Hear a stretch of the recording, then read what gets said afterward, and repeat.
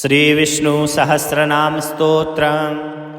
विश्वं विष्णुर्वषट्कारो भूतभव्यभवत्प्रभु भूतकृद्भूतभृद्भावो भूतात्मा भूतभावनः पूतात्मा परमात्मा च मुक्तानां परमागतिः अव्ययः पुरुषः साक्षी क्षेत्रज्ञोऽक्षर एव च योगो योगविदां नेता प्रधानः पुरुषेश्वरः नारसिंहः वपुः श्रीमान् केशवः पुरुषोत्तमः सर्वः सर्वशिवस्ताणुर्भूतादिर्निधिरव्ययः शम्भवो भावनो भर्ता प्रभवः प्रभुरीश्वरः स्वयंभू शम्भुरादित्यः पुष्कराक्षो महाश्वनः अनादिनिधनो धाता विधाता धातुरुत्तमः अप्रमेयो हृषीकेशः पद्मनाभो मरप्रभुः विश्वकर्मा मनुस्त्वष्टा इष्टविष्टस्तविरो ध्रुवः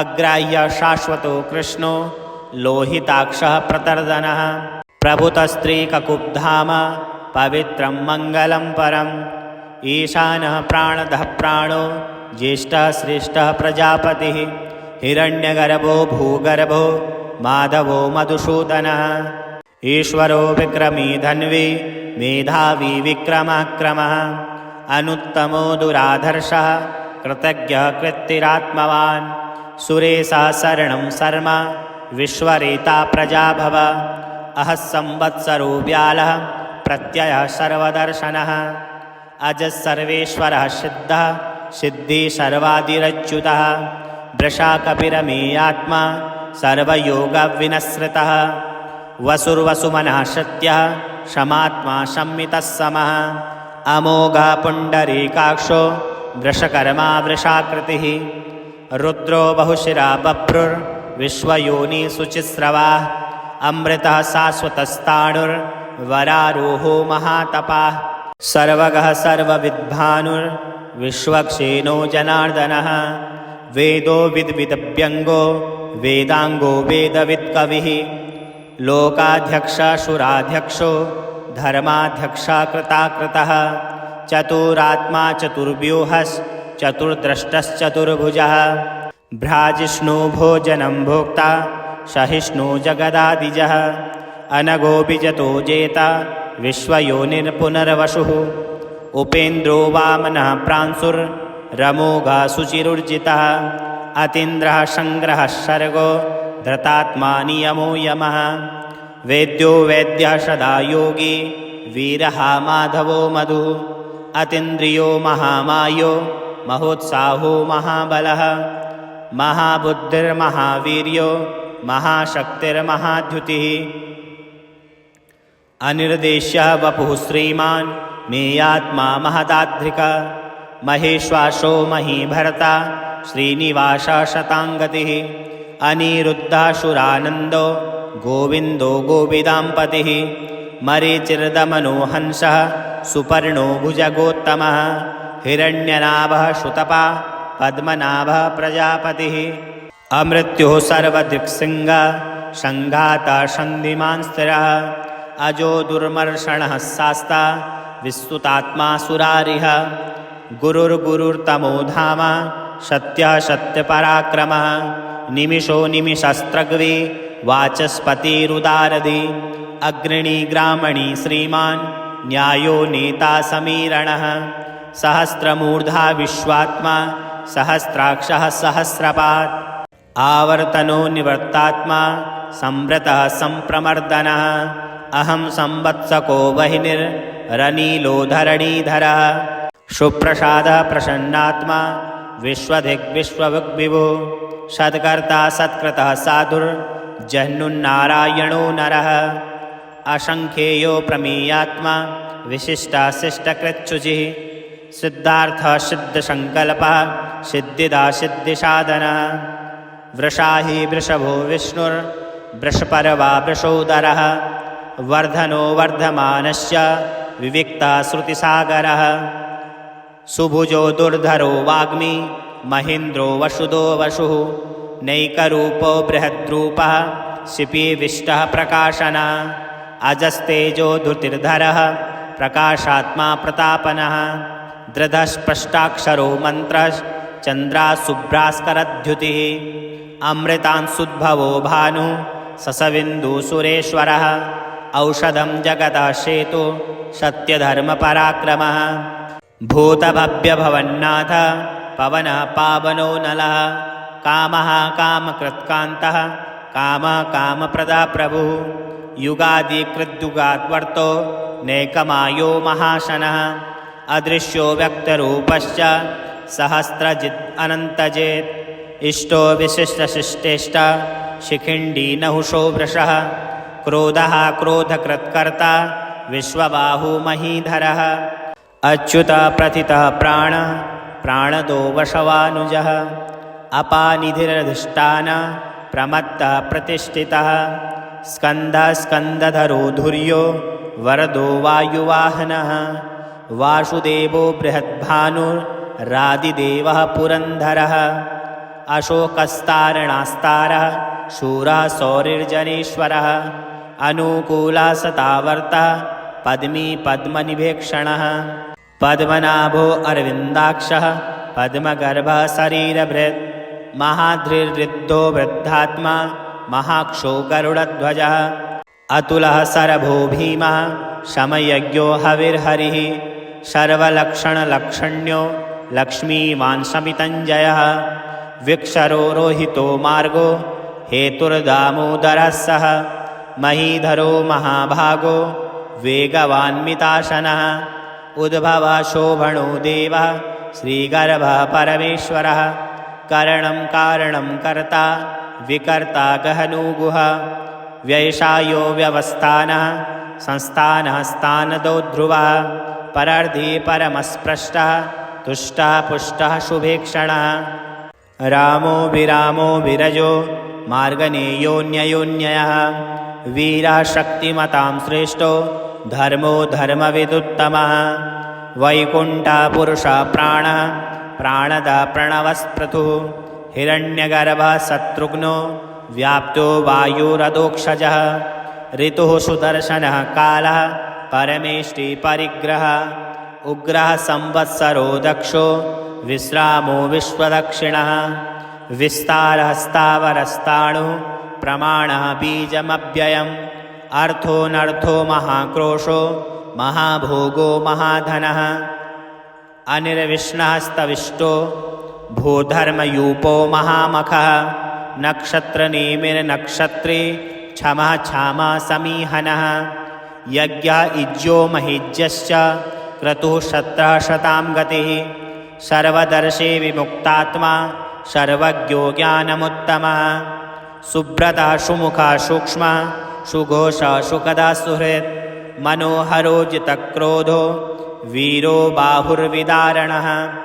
स्वपनः स्ववशो व्यापी नैकात्मानेककर्मकृत् वत्सरो वत्सलो वत्सी रत्नकर्मो धनेश्वरः धर्मगुप्धर्मकृद्धर्मी सत्सत्यक्षरमक्षरम् अविज्ञाता सहस्रांशुर्विधाता कृतलक्षणः गवस्तिनेमि संवस्त शिंगो भूता महेश्वरः आदिदेवो महादेवो देवेशो देवभृद्गुरुः उत्तरो गोपतिर्गोप्ता ज्ञानगभ्यः पुरातनः शरीरभूतभृद्भोक्ता कपीन्द्रो भूरिदक्षिणः सोमपो मृतमः सोमः पुरुजितः पुरुषोत्तमः विनयो जयः सत्यसङ्गो दशार्हः सत्वतां पतिः जीवो विनयिता साक्षी मुकुन्दो मितविक्रमः अभो निधिरन्तात्मा महोदधि संयोतकः अजो महार्हः स्वभाव्यो जिता मित्रः प्रमोदनः आनन्दो नन्दनो नन्दः सत्यधर्मातिविक्रमः महर्षि कपिलाचार्यः कृतज्ञो मेदनीपतिः त्रिपदस्त्रिदशाध्यक्षो महाशृङ्गकृताकृतः महावराहो गोविन्दः सुषेणः कनकागदी गुह्यो गम्भीरो गहनो गोप्तचक्रस्गदाधरः वेद्याश्वाङ्गोजितः कृष्णो दृढः शङ्कर्षणोच्युतः वरुणो वारुणो वृक्षः पुष्कराक्षो महामनाः भगवान् भगः नन्दी वनमाली हलायुध आदित्यो ज्योतिरादित्यः सहिष्णु गतिसत्तमः सुधन्वाखण्डपरशुर्दारुणो द्रविणप्रदः दिवस्प्रशा सर्वदृग्व्यासो वाचस्पतिरयोनिजः त्रिशामा शामगः श्याम निर्वाणं भेखजं भिषक् सन्न्यासकृच्छमः शान्तो निष्ठा शान्तिपरायणं शुभाङ्गः शान्तिदस्त्रष्टा कुमुदः कुबलेशयः गोहितो गोपतिर्गोप्ता वृषभाक्षो वृषक्प्रियः अनिर्वर्ति निवर्तात्मा संक्षेप्ता क्षेमकृच्छिवः श्रीवत्सवक्षा श्रीवासः श्रीपतिः श्रीमताम्बरः श्रीदा श्रीशा श्रीनिवासः श्रीनिधि श्रीविभावनः श्रीधरः श्रीकरः श्रेयः सीमालोकत्रयाश्रयः स्वक्षा श्वङ्गः शतानन्दो नन्दिज्योतिर्गणेश्वरः विजेतात्मा विधेयात्मा शतकीर्तिछिन्नसंशयः उदीर्णः सर्वचक्षुर्निशा शाश्वतस्थिरः भूषयो भूषणो भूतिर्विशोकाशोकनाशनः अचिस्मानच्चितं कुम्भो विशुद्धात्मा विशोधनः अनिरुद्धो प्रतिरथः प्रद्युम्नो मितविक्रमः कालनेमी निहावीरः शौरी शूरजनेश्वरः त्रिलोकात्मा त्रिलोकेशः केशवः केशिहा हरि कामदेवा कामपाल कामी कान्ताकृतागमः अनिर्देश्य वपुर्विष्णुर्वीरनन्तो धनञ्जयः ब्रह्मण्यो ब्रह्मकृद्ब्रह्मा ब्रह्म ब्रह्मविवर्धनः ब्रह्मविद्ब्राह्मणो ब्राह्मी ब्रह्मज्ञो ब्राह्मणप्रियः महाक्रमो महाकर्मा महातेजा महोरगः महाकर्तुर्महायज्वा महायज्ञो महाहविः स्तभ्यस्तव प्रियः स्तोत्रं स्तुतिस्तोमार्णप्रियः पूर्णा पूर्णयिता पुण्यः पुण्यकीर्तिरनामयः मनोवस्तीर्थकरो वसुरेता वसुप्रदः वसुप्रदो वासुदेवो वसुर्वसुमना हविः सद्गतिः सत्कृतिः सत्ता सद्भूतिः सत्परायणः सूरसेनो यदुश्रेष्ठः सन्निवासः सुयामुनः भूतवासो वासुदेवः सर्वासु निलयो नलः दर्पः दर्पदो तृप्तो दुर्धरोथा पराजितः विश्वमूर्तिर्महामूर्तिर्दीप्तमूर्तिरमूर्तिमान् अनेकमूर्तिरव्यक्तः शान्तमूर्तिशताननः एकोनैकस्तवः कं किं यतत्तः पदमुत्तमं लोकबन्धुर्लोकनाथो माधवो भक्तवत्सलः सुवर्णवर्णो हेमाङ्गो वराङ्गश्चन्दनागदी वीरः विषमः शून्यो धृतासीदचलश्चलः अमानीमानदो मान्यो लोकस्वामीतलोकधृक् सुमेधामेधजो धन्यः सत्यमेधाधराधरः त्रेजो वृषो धृतिधरः सर्वशस्त्रभृताम्बरः प्रग्रहो निग्रहो व्यग्रो नेकशृङ्गो गदाग्रजः चतुर्मूर्तिर्चतुर्बाहुर्चतुर्व्यूहश्चतुर्गतिः चतुरात्मा चतुर्भावश्चतुर्वेदविदेकपात् समावर्तो निवृत्तात्मा दुर्जेयो दुरतिक्रमः दुर्लभो दुर्गमो दुर्गो दुरावासो दुरारिः शुभाङ्गो लोकशारङ्गः सुतन्तुस्तन्तुवर्धनः इन्द्रकर्मा महाकर्मा कृतकर्मा कृतागमः उद्भवः सुन्दरः सुन्दो रत्ननाभः सुलोचनः अर्को वाजसनः शृङ्गी जयन्तः सर्वविजयी सुवर्णबिन्दुरक्षोभ्यः सर्ववागीश्वरेश्वरः महाहृदो महागर्तो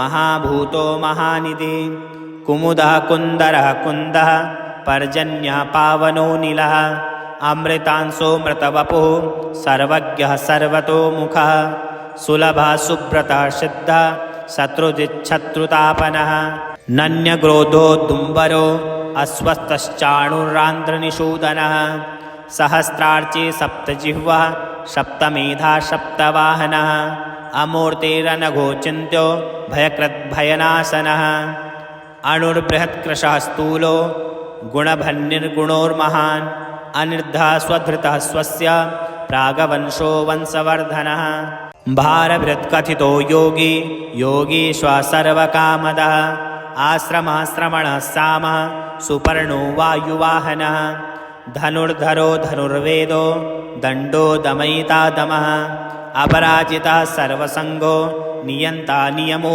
यमः सत्त्ववानः सत्त्विका सत्यः सत्यधर्मपरायणः अभिप्राय प्रियाहोर्ह प्रियकृत्प्रीतिवर्धनः विहाय सगति ज्योतिः सुरुचिर्हुतविग्विभो रविर्विरोचनः सूर्यः सविता रविलोचनः अनन्तो हुद्भुग्भोक्ता सुखदो नैकजोग्रजः अनिर्विष्णा सदामर्षि लोकधिष्ठानमद्भुतः सनातनतमः कपिलः कपिरव्ययः स्वस्तिदः स्वस्तिकृत्स्वस्ति स्वस्तिभुक् स्वस्ति दक्षिणः अवरौद्रः कुण्डली चक्री विक्रम्योजितशासनः शब्दातिङ्गशब्दशः शिशिरः सर्वरीकरः अक्रूरः पेशलो दक्षो दक्षिणः शमिणावरः विद्वत्तमो वितभयः पुण्यश्रवणकीर्तनः उत्तारणो दुष्कृतिः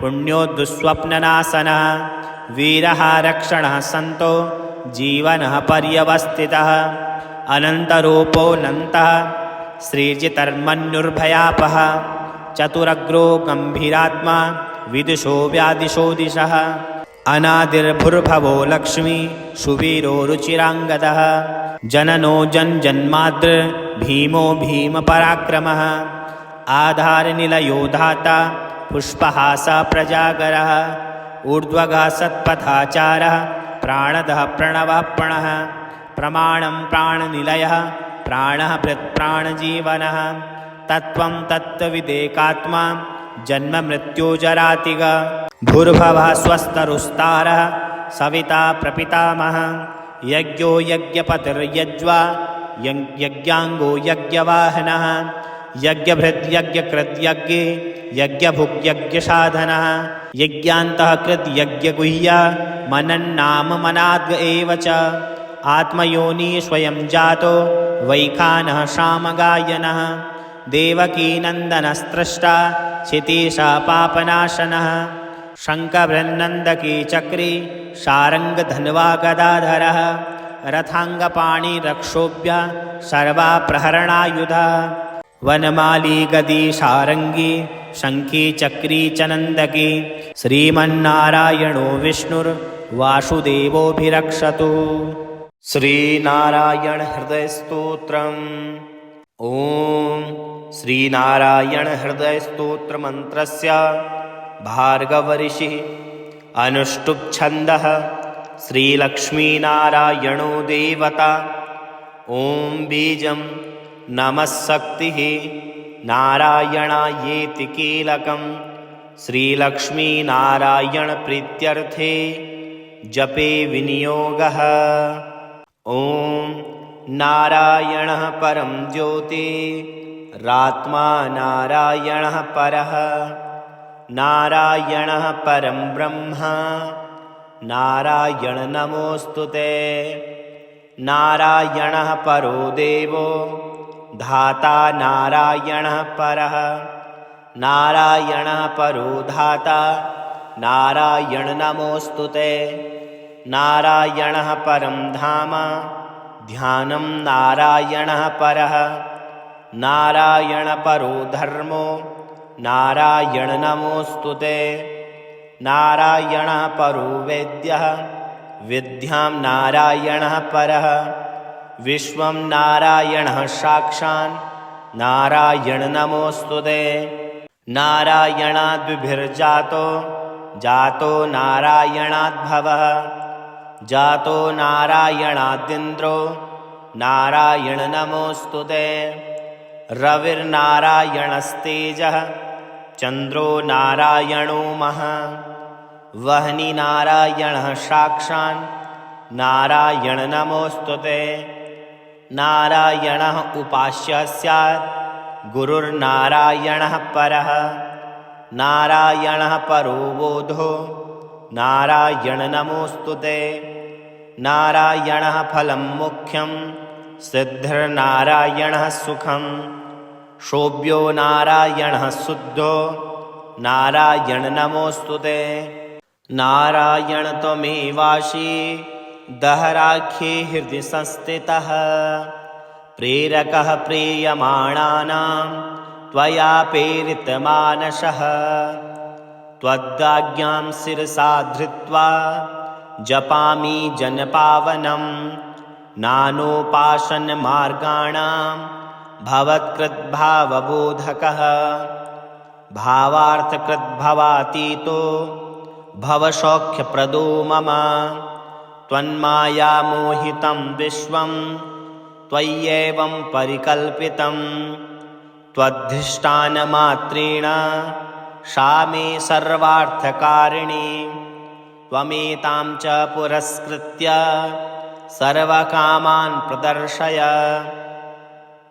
न मे त्वदन्यस्तास्ति त्वदन्यन्न हि दैवतं त्वदन्यं न हि जानामि पालकं पुण्यवर्धनं। यावत् संसारिको भावो मनस्थो भावनात्मकः तावत् सिद्धिर्भविष्याद्या सर्वथा सर्वदा विभो। पापिनाहमेवाग्र्यो दयालूनां त्वमग्रणी दयनीयो मदन्योऽस्ति तव कोत्र जगत्त्रये।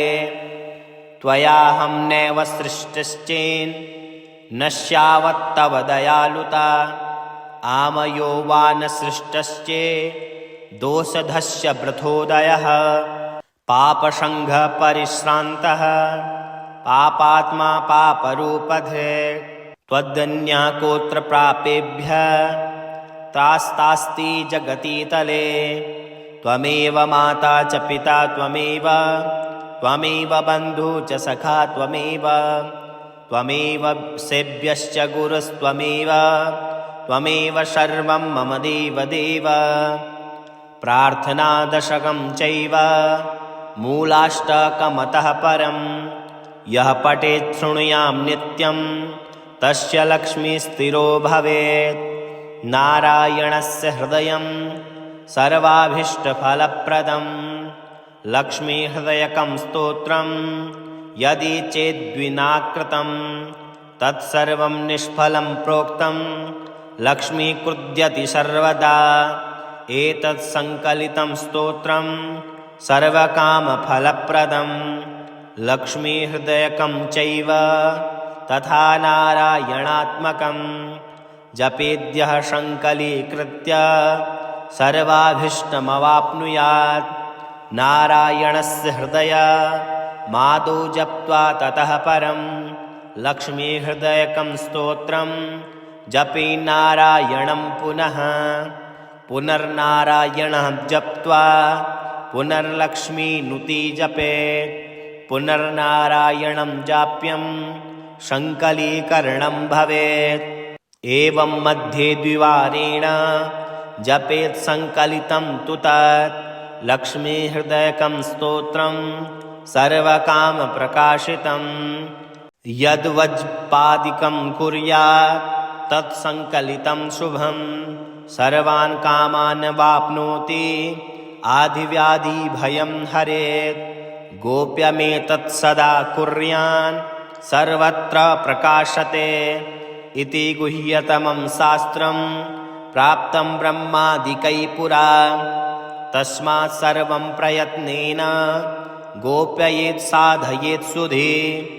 यत्रैस्तत्पुस्तकं तिष्ठे लक्ष्मीनारायणात्मकं भूतपेचासवेताल भयं नैव तु सर्वदा। लक्ष्मीहृदयकं प्रोक्तं विधीनां साधयेत् सुधे।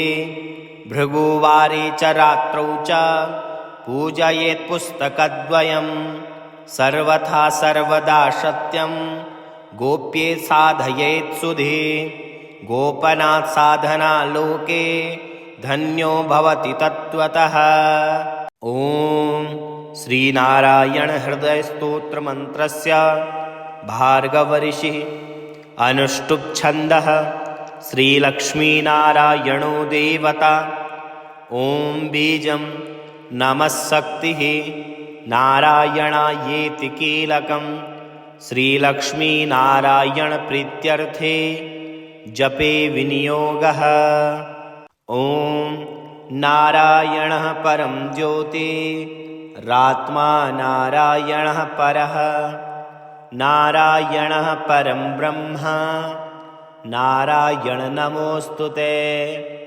नारायणः परो देवो धाता नारायणः परः, नारायणः परो धाता नारायण नमोऽस्तुते। नारायणः परं धाम ध्यानं नारायणः परः, नारायण परो धर्मो नारायण नमोऽस्तुते। नारायणः परो वेद्यः विद्यां नारायणः परः, विश्वं नारायणः साक्षान् नारायण नमोऽस्तुते। नारायणाद्विभिर्जातो जातो नारायणाद्भवः, जातो नारायणादिन्द्रो नारायण नमोऽस्तुते। रविर्नारायणस्तेजः चन्द्रो नारायणो महः, वह्नि नारायणः साक्षान् नारायण नमोऽस्तुते। नारायणः उपास्य स्यात् गुरुर्नारायणः परः, नारायणः परो बोधो नारायण नमोऽस्तुते। नारायणः फलं मुख्यं सिद्धिर्नारायणः सुखं, शोभ्यो नारायणः शुद्धो नारायण नमोऽस्तुते। नारायण त्वमेवासि दहराख्ये हृदि संस्थितः, प्रेरकः प्रीयमाणानां त्वया प्रेरितमानसः। त्वदाज्ञां शिरसा धृत्वा जपामि जनपावनं, नानोपासनमार्गाणां भवत्कृद्भावबोधकः। भावार्थकृद्भवातीतो भवसौख्यप्रदो मम, त्वन्मायामोहितं विश्वं त्वय्येवं परिकल्पितं। त्वद्धिष्ठानमात्रेण सा मे सर्वार्थकारिणी, त्वमेतां च पुरस्कृत्य सर्वकामान् प्रदर्शय। न मे त्वदन्यस्तास्ति त्वदन्यन्न हि दैवतं, त्वदन्यं न हि जानामि पालकं पुण्यवर्धनं। यावत् संसारिको भावो मनस्थो भावनात्मकः, तावत् सिद्धिर्भवेत्साध्या सर्वथा सर्वदा विभो। पापिनाहमेवाग्र्यो दयालूनां त्वमग्रणी, दयनीयो मदन्योऽस्ति तव कोत्र जगत्त्रये। त्वयाहं नैव सृष्टिश्चेन् नश्यावत्तव दयालुता, आमयो वा न सृष्टश्चे दोषधस्य वृथोदयः।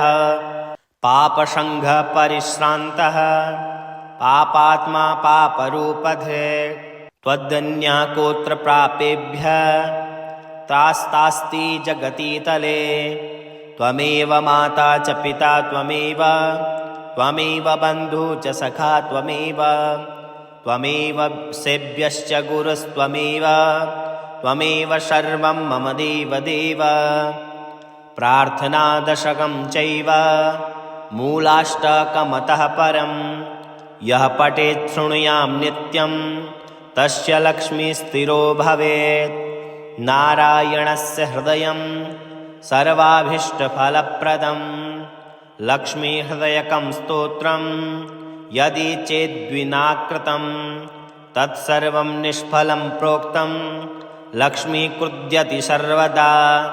एतत् संकलितं स्तोत्रं सर्वकामफलप्रदं, लक्ष्मीहृदयकं चैव तथा नारायणात्मकं। जपेद्यः संकलीकृत्य सर्वाभीष्टमवाप्नुयात्। नारायणस्य हृदय मादौ जप्त्वा ततः परं, लक्ष्मीहृदयकं स्तोत्रं जपे नारायणं पुनः। पुनर्नारायणः जप्त्वा पुनर्लक्ष्मीनुति जपेत् पुनर्नारायणं जाप्यं सङ्कलीकरणं भवेत्। एवं मध्ये द्विवारेण जपेत् सङ्कलितं तु तत् लक्ष्मीहृदयकं स्तोत्रं सर्वकामप्रकाशितं। यद्वज्पादिकं कुर्यात् तत्सङ्कलितं शुभं सर्वान् कामान् वाप्नोति आदिव्याधिभयं हरेत्। गोप्यमेतत् सदा कुर्यान् सर्वत्र प्रकाशते इति गुह्यतमं शास्त्रं प्राप्तं ब्रह्मादिकैः पुरा। तस्मात् सर्वं प्रयत्नेन गोप्ययेत् साधयेत् सुधे। यत्रैस्तत्पुस्तकं तिष्ठे लक्ष्मीनारायणात्मकं भूतपेचासवेताल भयं नैव तु सर्वदा। लक्ष्मीहृदयकं प्रोक्तं विधीनां साधयेत् सुधे। भृगुवारे च रात्रौ च पूजयेत् पुस्तकद्वयं सर्वथा सर्वदा सत्यं गोप्ये साधयेत् सुधे। गोपनात् साधना लोके धन्यो भवति तत्त्वतः। ॐ श्रीनारायण हृदय स्तोत्र मंत्रस्य भार्गव ऋषिः अनुष्टुप् छन्दः श्रीलक्ष्मीनारायणो देवता। ॐ बीजं नमः शक्तिः नारायणायेति कीलकं श्रीलक्ष्मीनारायण प्रीत्यर्थे जपे विनियोगः। ॐ नारायणः परं ज्योतिरात्मा नारायणः परः नारायणः परं ब्रह्म नारायण नमोऽस्तुते। नारायणः परो देवो धाता नारायणः परः नारायणः परो धाता नारायण नमोऽस्तुते। नारायणः परं धाम ध्यानं नारायणः परः नारायण परो धर्मो नारायण नमोऽस्तुते।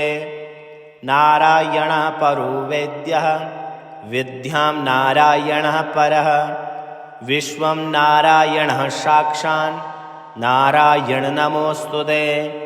नारायणाद्विभिर्जातो जातो नारायणाद्भवः जातो नारायणादिन्द्रो नारायण नमोऽस्तुते। रविर्नारायणस्तेजः चन्द्रो नारायणो महः वह्नि नारायणः साक्षान् नारायण नमोऽस्तुते। नारायणः उपास्य स्यात् गुरुर्नारायणः परः नारायणः परो बोधो नारायण नमोऽस्तुते। नारायणः फलं मुख्यं सिद्धिर्नारायणः सुखं शोभ्यो नारायणः शुद्धो नारायण नमोऽस्तुते। नारायण त्वमेवासि दहराख्ये हृदि संस्थितः प्रेरकः प्रीयमाणानां त्वया प्रेरितमानसः त्वदाज्ञां शिरसा धृत्वा जपामि जनपावनं नानोपासनमार्गाणां भवत्कृद्भावबोधकः भावार्थकृद्भवातीतो भवसौख्यप्रदो मम त्वन्मायामोहितं विश्वं त्वय्येवं परिकल्पितं त्वद्धिष्ठानमात्रेण सा मे सर्वार्थकारिणी त्वमेतां च पुरस्कृत्य सर्वकामान् प्रदर्शय। न मे त्वदन्यस्तास्ति त्वदन्यन्न हि दैवतं त्वदन्यं न हि जानामि पालकं पुण्यवर्धनं यावत् संसारिको भावो मनस्थो भावनात्मकः तावत् सिद्धिर्भविष्याद्या सर्वथा सर्वदा विभो पापिनाहमेवाग्र्यो दयालूनां त्वमग्रणी दयनीयो मदन्योऽस्ति तव कोऽत्र जगत्त्रये त्वयाहं नैव सृष्टश्चेन् नश्यावत्तव दयालुता आमयो वा न सृष्टश्चे दोषधस्य वृथोदयः पापसङ्घपरिश्रान्तः पापात्मा पापरूपधे त्वदन्यः कोऽत्र प्रापेभ्यः त्रास्तास्ति जगतीतले त्वमेव माता च पिता त्वमेव बन्धु च सखा त्वमेव सेव्यश्च गुरुस्त्वमेव सर्वं मम देवदेव प्रार्थनादशकं चैव मूलाष्टकमतः परं यः पठेत् शृणुयां नित्यं तस्य लक्ष्मीस्थिरो भवेत् नारायणस्य हृदयं सर्वाभीष्टफलप्रदं लक्ष्मीहृदयकं स्तोत्रं यदि चेद्विनाकृतं तत्सर्वं निष्फलं प्रोक्तं लक्ष्मीकृद्यति सर्वदा एतत् संकलितं स्तोत्रं सर्वकामफलप्रदं लक्ष्मीहृदयकं चैव तथा नारायणात्मकं जपेद्यः संकलीकृत्य सर्वाभीष्टमवाप्नुयात् नारायणस्य हृदय मादौ जप्त्वा ततः परं लक्ष्मीहृदयकं स्तोत्रं जपे नारायणं पुनः पुनर्नारायणः जप्त्वा पुनर्लक्ष्मीनुति जपेत् पुनर्नारायणं जाप्यं संकलीकरणं भवेत् एवं मध्ये द्विवारेण जपेत् संकलितं तु तत् लक्ष्मीहृदयकं स्तोत्रं सर्वकामप्रकाशितं यद्वज्पादिकं कुर्यात् तत्संकलितं शुभं सर्वान् कामान् वाप्नोति आदिव्याधिभयं हरेत् गोप्यमेतत् सदा कुर्यान् सर्वत्र प्रकाशते इति गुह्यतमं शास्त्रं प्राप्तं ब्रह्मादिकैः पुरा तस्मात् सर्वं प्रयत्नेन गोप्ययेत् साधयेत् सुधे यत्रैस्तत्पुस्तकं तिष्ठे लक्ष्मीनारायणात्मकं भूतपेचासवेताल भयं नैव तु सर्वदा लक्ष्मीहृदयकं प्रोक्तं विधीनां साधयेत् सुधे भृगुवारे च रात्रौ च पूजयेत् पुस्तकद्वयं सर्वथा सर्वदा सत्यं गोप्ये साधयेत् सुधे गोपनात् साधना लोके धन्यो भवति तत्त्वतः। ॐ श्रीनारायण हृदय स्तोत्र मंत्रस्य भार्गवऋषिः अनुष्टुप् छन्दः श्रीलक्ष्मीनारायणो देवता ॐ बीजं नमः शक्तिः नारायणायेति कीलकं श्रीलक्ष्मीनारायणप्रीत्यर्थे जपे विनियोगः। ॐ नारायणः परं ज्योतिरात्मा नारायणः परः नारायणः परं ब्रह्म नारायण नमोऽस्तुते नारायणः परो देवो धाता नारायणः परः नारायणः परो धाता नारायण नमोऽस्तुते नारायणः परं धाम ध्यानं नारायणः परः नारायण परो धर्मो नारायण नमोऽस्तुते नारायणः परो वेद्यः विद्यां नारायणः परः विश्वं नारायणः साक्षात् नारायण नमोऽस्तुते नारायणाद्विभिर्जातो जातो नारायणाद्भवः जातो नारायणादिन्द्रो नारायण नमोऽस्तुते रविर्नारायणस्तेजः चन्द्रो नारायणो महः वह्नि नारायणः साक्षात् नारायण नमोऽस्तुते नारायणः उपास्य स्यात् गुरुर्नारायणः परः नारायणः परो बोधो नारायण नमोऽस्तुते नारायणः फलं मुख्यं सिद्धिर्नारायणः सुखं शोभ्यो नारायणः शुद्धो नारायण नमोऽस्तुते नारायण त्वमेवासि दहराख्ये हृदि संस्थितः प्रेरकः प्रीयमाणानां त्वया प्रेरितमानसः त्वदाज्ञां शिरसा धृत्वा जपामि जनपावनं नानोपासनमार्गाणां भवत्कृद्भावबोधकः भावार्थकृद्भवातीतो भवसौख्यप्रदो मम त्वन्मायामोहितं विश्वं त्वय्येवं परिकल्पितं त्वद्धिष्ठानमात्रेण सा मे सर्वार्थकारिणी त्वमेतां च पुरस्कृत्य सर्वकामान् प्रदर्शय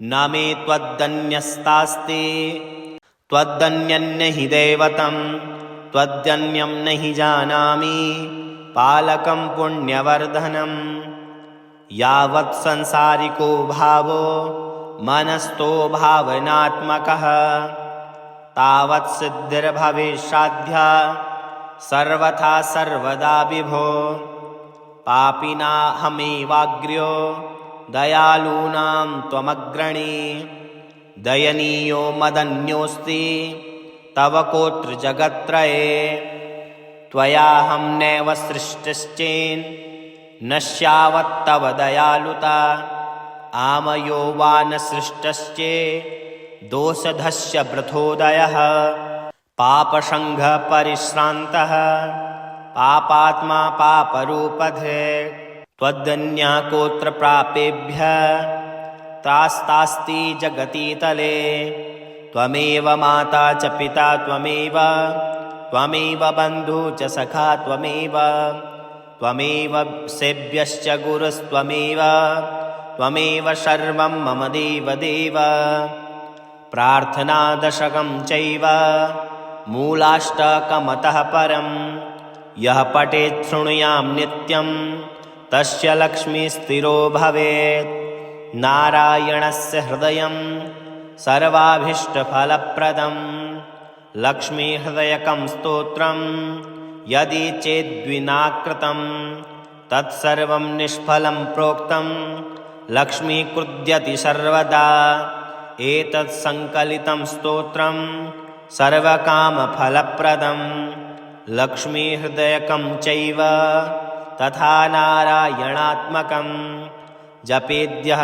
संकलीकृत्य सर्वाभीष्टमवाप्नुयात् नारायणस्य हृदय मादौ जप्त्वा ततः परं लक्ष्मीहृदयकं स्तोत्रं जपे नारायणं पुनः पुनर्नारायणः जप्त्वा पुनर्लक्ष्मीनुति जपेत् पुनर्नारायणं जाप्यं संकलीकरणं भवेत् एवं मध्ये द्विवारेण जपेत् संकलितं तु तत् लक्ष्मीहृदयकं स्तोत्रं सर्वकामप्रकाशितं यद्वज्पादिकं कुर्यात् तत्संकलितं शुभं सर्वान् कामान् वाप्नोति आधिव्याधिभयं हरेत् गोप्यमेतत् सदा कुर्यान् सर्वत्र प्रकाशते इति गुह्यतमं शास्त्रं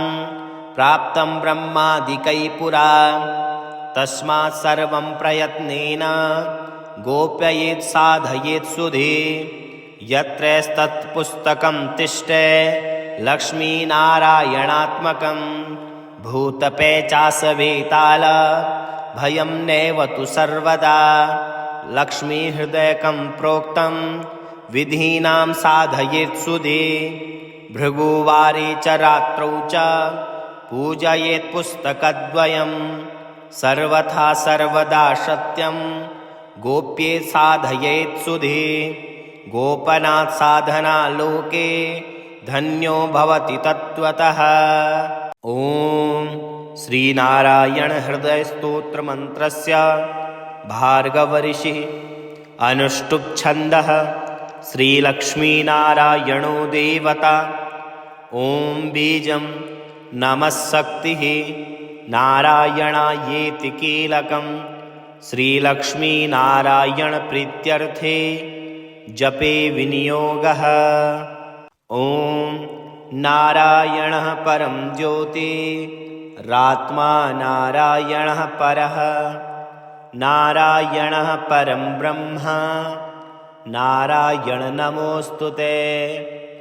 नारायणः परो देवो धाता नारायणः परः नारायणः परो धाता नारायण नमोऽस्तुते।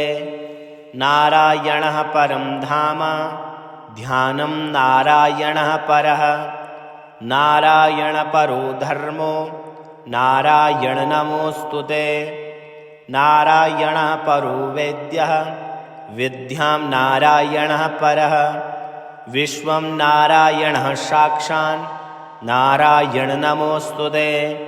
नारायणाद्विभिर्जातो जातो नारायणाद्भवः जातो नारायणादिन्द्रो नारायण नमोऽस्तुते।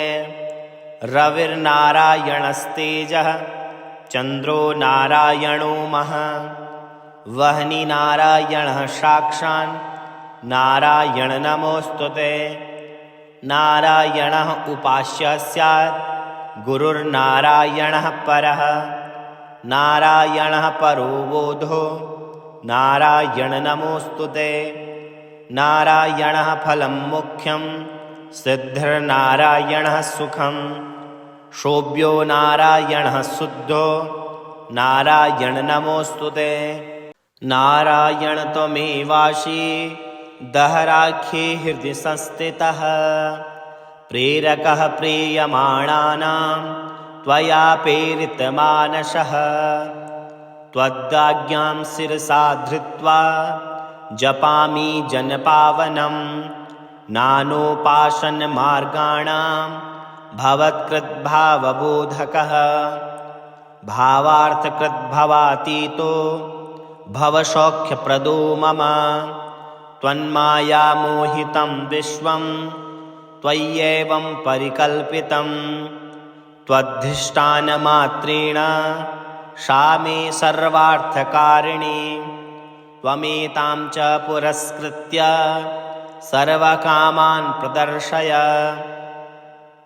न मे त्वदन्यस्तास्ति त्वदन्यन्न हि दैवतं त्वदन्यं न हि जानामि पालकं पुण्यवर्धनं।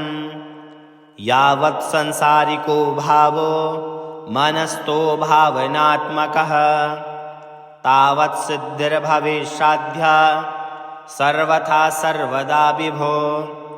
पापिनाहमेवाग्र्यो दयालूनां त्वमग्रणी दयनीयो मदन्योऽस्ति तव कोत्र जगत्त्रये। त्वयाहं नैव सृष्टश्चेन् नश्यावत्तव दयालुता आमयो वा न सृष्टश्चे दोषधस्य वृथोदयः।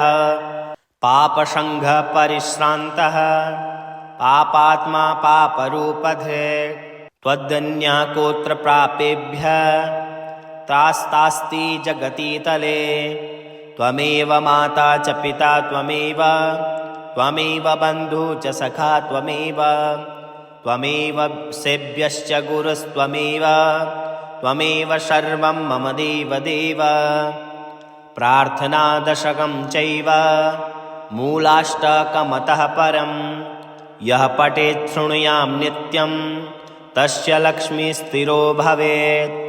नारायणस्य हृदयं सर्वाभीष्टफलप्रदं लक्ष्मीहृदयकं स्तोत्रं यदि चेद्विना कृतं तत्सर्वं निष्फलं प्रोक्तं लक्ष्मीकृद्यति सर्वदा। एतत् संकलितं स्तोत्रं सर्वकामफलप्रदं लक्ष्मीहृदयकं चैव तथा नारायणात्मकं जपेद्यः संकलीकृत्य सर्वाभीष्टमवाप्नुयात्। नारायणस्य हृदय मादौ जप्त्वा ततः परं लक्ष्मीहृदयकं स्तोत्रं जपे नारायणं पुनः। पुनर्नारायणः जप्त्वा पुनर्लक्ष्मीनुति जपेत्। पुनर्नारायणं जाप्यं सङ्कलीकरणं भवेत्। एवं मध्ये द्विवारेण जपेत् सङ्कलितं तु तत् लक्ष्मीहृदयकं स्तोत्रं सर्वकामप्रकाशितं। यद्वज्पादिकं कुर्यात् तत्सङ्कलितं शुभं सर्वान् कामान् वाप्नोति आधिव्याधिभयं हरेत्। गोप्यमेतत् सदा कुर्यान् सर्वत्र प्रकाशते इति गुह्यतमं शास्त्रं प्राप्तं ब्रह्मादिकैः पुरा। तस्मात् सर्वं प्रयत्नेन गोप्ययेत् साधयेत् सुधे। यत्रैस्तत्पुस्तकं तिष्ठे लक्ष्मीनारायणात्मकं भूतपेचासवेताल भयं नैव तु सर्वदा। लक्ष्मीहृदयकं प्रोक्तं विधीनां साधयेत् सुधे। भृगुवारे च रात्रौ च पूजयेत् पुस्तकद्वयं सर्वथा सर्वदा सत्यं गोप्ये साधयेत् सुधे। गोपनात् साधना लोके धन्यो भवति तत्त्वतः। ॐ श्रीनारायण हृदय स्तोत्र मंत्रस्य भार्गवऋषिः अनुष्टुप् छन्दः श्रीलक्ष्मीनारायणो देवता। ॐ बीजं नमः शक्तिः नारायणायेति कीलकं श्रीलक्ष्मीनारायण प्रीत्यर्थे जपे विनियोगः। ॐ नारायणः परं ज्योतिरात्मा नारायणः परः नारायणः परं ब्रह्म नारायण नमोऽस्तुते। नारायणः परो देवो धाता नारायणः परः नारायणः परो धाता नारायण नमोऽस्तुते। नारायणः परं धाम ध्यानं नारायणः परः नारायण परो धर्मो नारायण नमोऽस्तुते। नारायणः परो वेद्यः विद्यां नारायणः परः विश्वं नारायणः साक्षात् नारायण नमोऽस्तुते। नारायणाद्विभिर्जातो जातो नारायणाद्भवः जातो नारायणादिन्द्रो नारायण नमोऽस्तुते। रविर्नारायणस्तेजः चन्द्रो नारायणो महः वह्नि नारायणः साक्षात् नारायण नमोऽस्तुते। नारायणः उपास्यः स्यात् गुरुर्नारायणः परः नारायणः परो बोधो नारायण नमोऽस्तुते। नारायणः फलं मुख्यं सिद्धिर्नारायणः सुखं शोभ्यो नारायणः शुद्धो नारायण नमोऽस्तुते। नारायण त्वमेवासि दहराख्ये हृदि संस्थितः प्रेरकः प्रीयमाणानां त्वया प्रेरितमानसः। त्वदाज्ञां शिरसा धृत्वा जपामि जनपावनं नानोपासनमार्गाणां भवत्कृद्भावबोधकः भावार्थकृद्भवातीतो भवसौख्यप्रदो मम। त्वन्मायामोहितं विश्वं त्वय्येवं परिकल्पितं त्वद्धिष्ठानमात्रेण सा मे सर्वार्थकारिणी। त्वमेतां च पुरस्कृत्य सर्वकामान् प्रदर्शय। न मे त्वदन्यस्तास्ति त्वदन्यन्न हि दैवतं त्वदन्यं न हि जानामि पालकं पुण्यवर्धनं।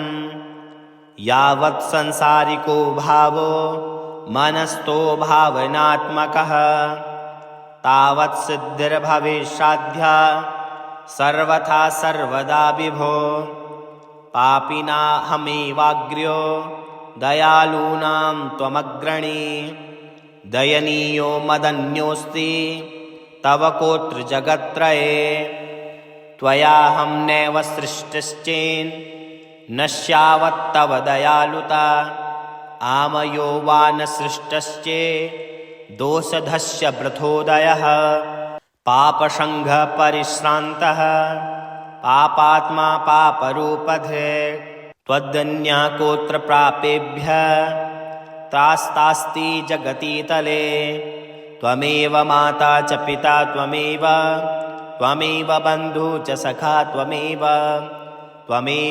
सेव्यश्च गुरुस्त्वमेव सर्वं मम देवदेव प्रार्थनादशकं चैव मूलाष्टकमतः परं यः पठेत् शृणुयां नित्यं तस्य लक्ष्मीस्थिरो भवेत् नारायणस्य हृदयं सर्वाभीष्टफलप्रदं लक्ष्मीहृदयकं स्तोत्रं यदि चेद्विना कृतं तत्सर्वं निष्फलं प्रोक्तं लक्ष्मीकृद्यति सर्वदा एतत् सङ्कलितं स्तोत्रं सर्वकामफलप्रदं लक्ष्मीहृदयकं चैव तथा नारायणात्मकं जपेद्यः सङ्कलीकृत्य सर्वाभीष्टमवाप्नुयात् नारायणस्य हृदय मादौ जप्त्वा ततः परं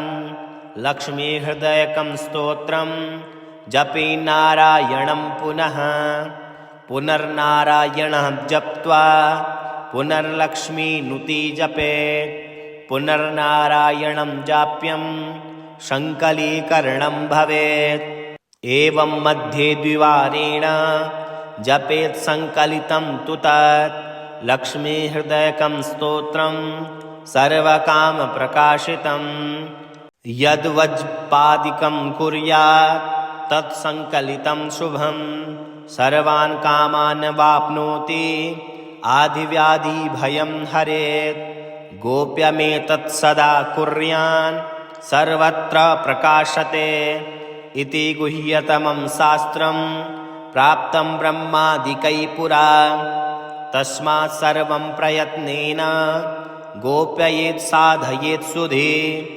यत्रैस्तत्पुस्तकं तिष्ठे लक्ष्मीनारायणात्मकं भूतपेचासवेताल भयं नैव तु सर्वदा लक्ष्मीहृदयकं प्रोक्तं विधीनां साधयेत् सुधे भृगुवारे च रात्रौ च पूजयेत् पुस्तकद्वयं सर्वथा सर्वदा सत्यं गोप्ये साधयेत् सुधे गोपनात् साधना लोके धन्यो भवति तत्त्वतः।